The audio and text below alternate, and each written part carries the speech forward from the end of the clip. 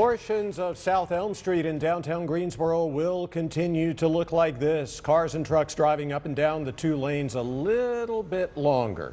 24/7 and weekend street closings were set to start out here last week as part of a pilot program for a pedestrian corridor. Good evening. This is the Fox 8 10 o'clock news. Glad to have you with us. I'm Neil McNeil. And I'm Katie Nordine. City leaders push those closings back so people who live and work nearby have a bit more time to share their thoughts in a series of extra meetings. And the first of those meetings happened tonight.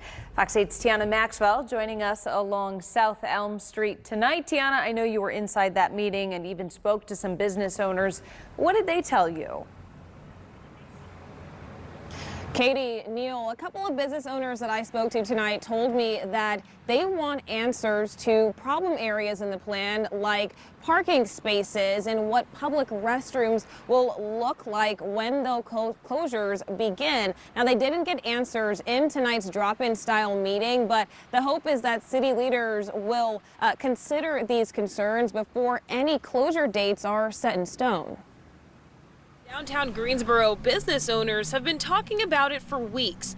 What happens if portions of South Elm Street closes to cars and opens to foot traffic? And they have concerns from safety, accessibility, and restrooms. We're not talking a porta pot that you relocate somewhere. That is not appealing, and not as something that makes some kind of a center city, more likable. It needs to be maintained restrooms. To police enforcement, events, and parking. Parking is always an issue, especially on the south side of town. Once you go past the train tracks, there's not a lot of parking, so that relies pretty heavily on existing street parking. The plan was to close the 200 block of South Elm Street 24/7 and closing a majority of the street on the weekends early this month. City leaders want to get this right, so they pushed the plan back and are holding several meetings to hear from the people closures would impact the most. When we get that kind of feedback, then we have to just start amassing all that data and reading. I mean, that's what I did personally. I went through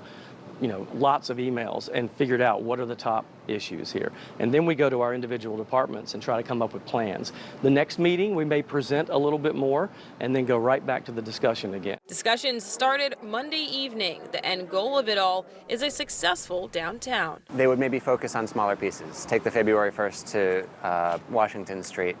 Turn that into a well-planned out, well-executed pedestrian space with programming, with beautification, and take what they learned from that to the rest of the street before closing everything. Now, again, there will be more meetings for downtown business owners and residents to share their thoughts about this plan. As of right now, there are still no dates set in stone just yet. In downtown Greensboro, Tiana Maxwell, Fox 8 News.